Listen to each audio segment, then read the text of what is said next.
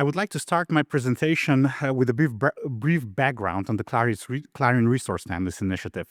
So this initiative actually started 7 years ago already in 2018, and it basically originally offered online overviews of 4 corpus families, which were at the time parliamentary, parallel, newspaper, and corpora of computer-mediated communication.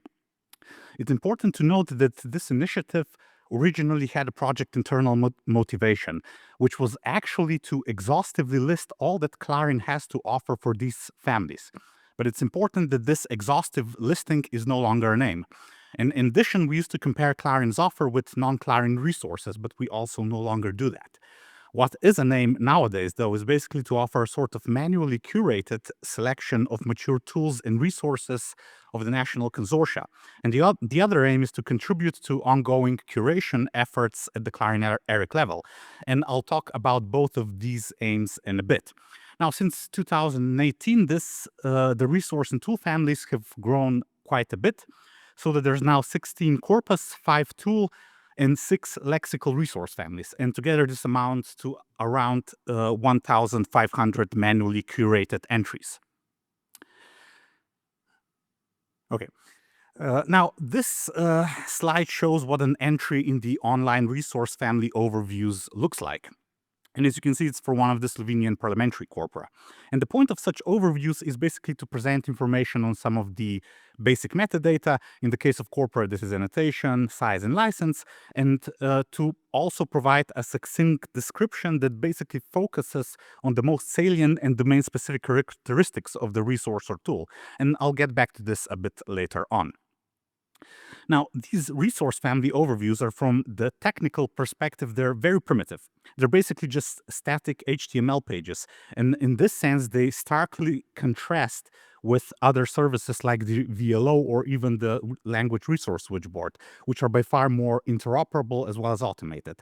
However, the benefit of the resource families is that they sort of zone in on a particular gap in resource and tool findability, where despite the richness of SIMD metadata that's harvested by the VLO, it's the case that taxonomic categories like parliamentary corpora and newspaper corpora are not represented there in a principled way. And it's also therefore difficult to find them there easily. So the resource families fill in this gap in resource identification, which makes them important from the perspective of FAIR when it comes to findability. And the resource families also have great visibility in search engine, and this is perhaps because of their technical primitivity. And it's also often through resource families that external people discover CLARIN. Now, here I now move to the main point of my presentation, which is that we are opening the resource families to external collaboration. And the way that the resource families were previously worked with was by simply manually editing the online overviews directly. And we then slowly moved to GitHub, and for a time we used CSV files which stored the information that appears in the online overviews. However, the CSV files proved themselves very clunky to work with. Now, this year we have moved to another GitHub-based workflow where the relevant information is stored in JSON files, in the sense that each resource or tool that appears in the online overviews has its own JSON file rather than being listed in a shared spreadsheet. And aside from this, there's an automatic import system for mapping the JSON data to the online overviews, but this is still being finalized.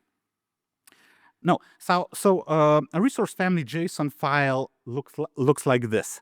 And in this concrete case, it's for the Slovenian parliamentary entry whose screenshot we saw a couple of slides ago. And to a large degree, the structure is quite self-evident, as there are these name-value pairs for things like resource name, the URL, which is usually the PID, the family the resource belongs to, which is in this case, of course, parliamentary corpora, the free text description, and so on.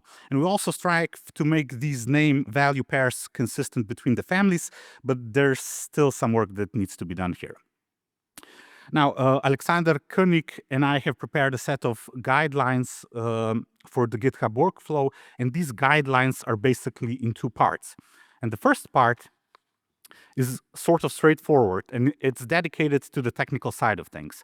On the one hand, the guidelines provide this very beginner-friendly introduction to JSON syntax.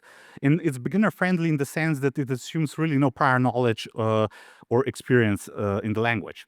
And as such, the guidelines also focus on these very trivial and often recurring characteristics, such as the obligatory use of these operators for line breaks and the formatting of hyperlinks using embedded HTML code, and so on. There are also a few recommendations pertaining to things like good editors and for code validation. And on the other hand, this part also lays out the required JSON structure, and it also highlights some of the few possible exceptional bits of structure between the families, but we will try to iron out this in future work. Now, the qualitative part is perhaps more important, since it lays out both the recommendations and the requirements for the values in the JSON structure. And these are semi-standardized, and we're in the process of making them be more and more in line with the recommendations of the Standards and Interoperability Committee, though this effort is still in its infancy. Another thing that's important, which I also think that many CLARIN people aren't used to, is that we're following the CLARIN ERIC style guide, which among other things prescribes British English spelling. And a familiar thing is the spelling of the word center, but perhaps less familiar and more important for our purposes is the spelling of license, which doesn't have the S letter in its nominal use. On this slide, I now list a couple of recommendations and sometimes even requirements for the values. And the first 2 points are rather trivial. We use ISO codes for languages that have them, and we use the canonical spelling of license abbreviations, which is actually something that not all of the CLARIN repositories do.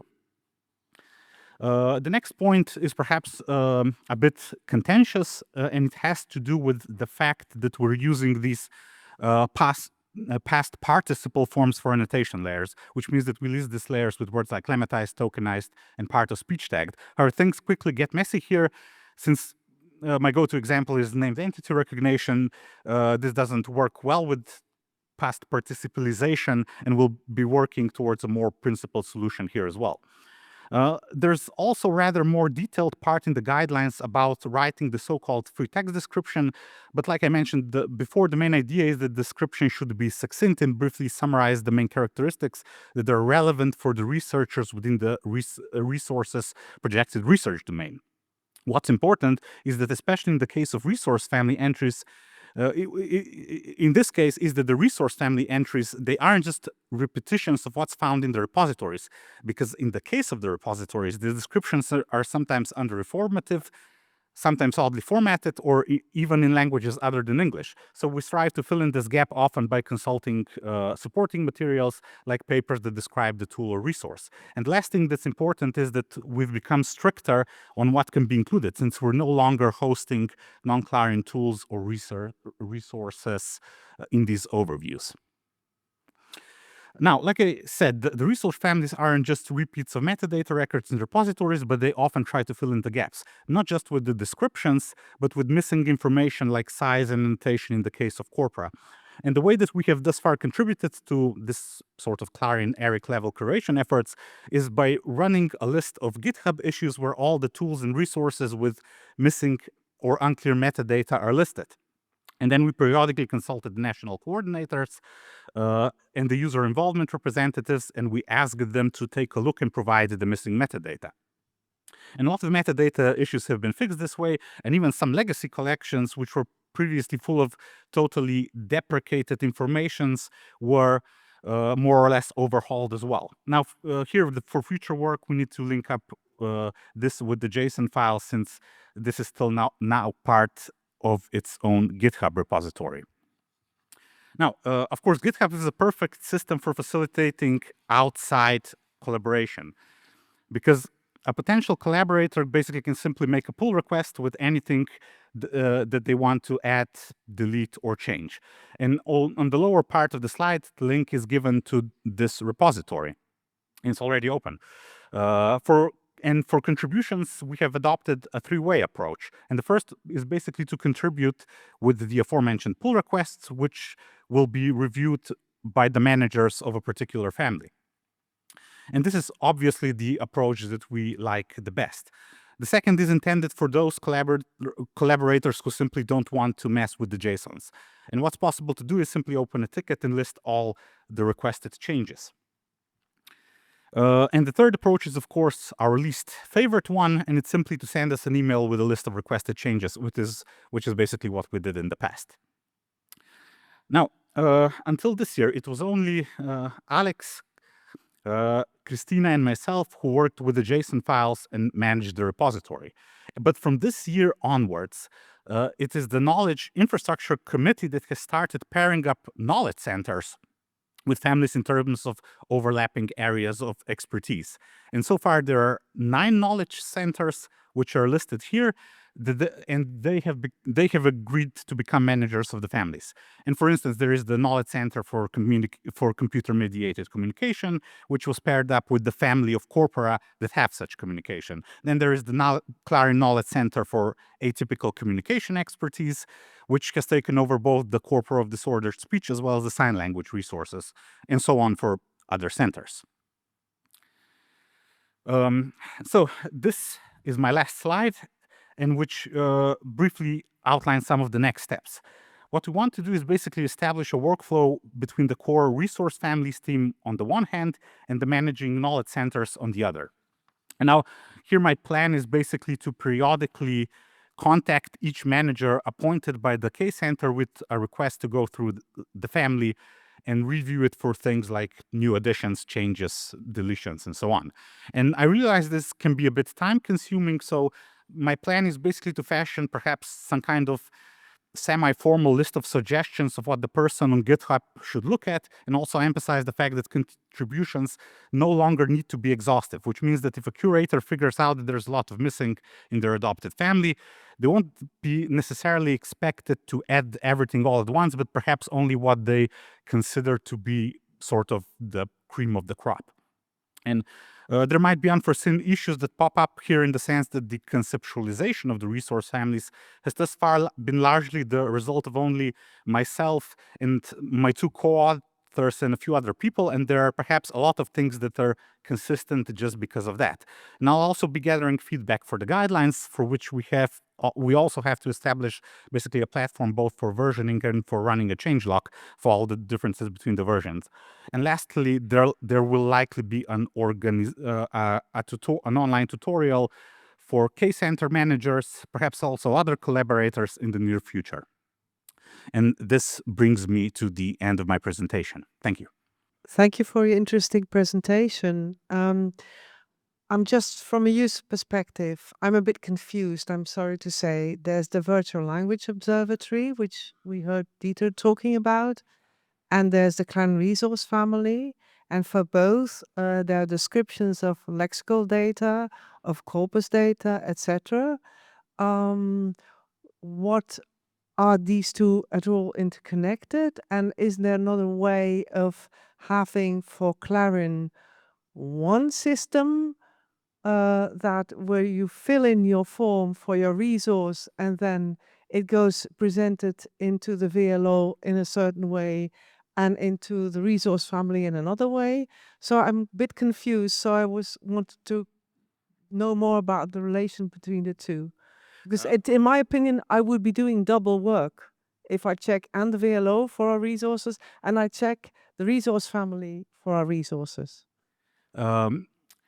This is a very good question. Basically, they're 2 completely separate things. And the point of the resource families is basically to support findability, which might be difficult through the VLO, whereas the question whether a mapping between the VLO and the resource families can be automatized, not necessarily, because the VLO aggregates, there's no manual involvement. It takes from disparate repositories. Whereas what we try to do is to manually curate lists for these specific taxonomic categories which are not easily findable through the VLO. And the question here is whether there could be perhaps these taxonomic categories fly in the face of what VLO is, because there's an inherent aspect of subjectivity to them domain expertise and questions related to what even is a parliamentary corpus and so on. I'm talking too much. Basically, one is automated, the other is a manually curated list of the cream of the crop. Thank you. I was wondering, so if you do the manual curation with adding information and so on, have you thought of a way back to the VLO, or at least to the providers that provide the metadata for the VLO? So do you think there could be a connection or a way back? Oh, thank you very much. We try to do that with the sort of issues that we identify, and then we often, in some cases, we open tickets, or sometimes we even report it in the VLO with because there's an option in the VLO to report issues with a record. We sometimes did that, and there were solutions. Sometimes it was the national coordinators who used the resource families as a basis for fixing things. I mean, fixing sounds like a lot, but just like adding these small missing pieces that we identified and that were easily retrievable, but they simply weren't there. So, but I guess still more effort could be done for this. Thanks. Daria, I think I saw your hand next. I just wanted to make a comment because I was on board early on before my other duties took over. The purpose of the VLO and the resource families are somewhat different in the sense that the resource families are user-friendly listings of types of resources for a researcher that doesn't exactly know what they're looking for, and this makes it hard for them to use VLO to get quick and useful information. That's one purpose of the resource families. The other one is for us, the people building the infrastructure, to have a good understanding of what is in our infrastructure in the first place, and be able to plan and adopt strategies on how to continue adding resources that are still missing. Yes. Thank you. I'm actually using the resource families a lot. I have a question. If you have a policy regarding resources and tools that are not directly tied to a CLARIN center, are you interested in those, and what to do to get them in there? To get them in the resource families, they should be deposited with CLARIN first. In the past, we differentiated between CLARIN internal and CLARIN external resources. So in the overviews, but we'll probably keep these as sort of legacy collections, but we'll no longer be accepting external CLARIN resources generally. So the way to get them into the resource families is basically to first deposit them with the CLARIN center.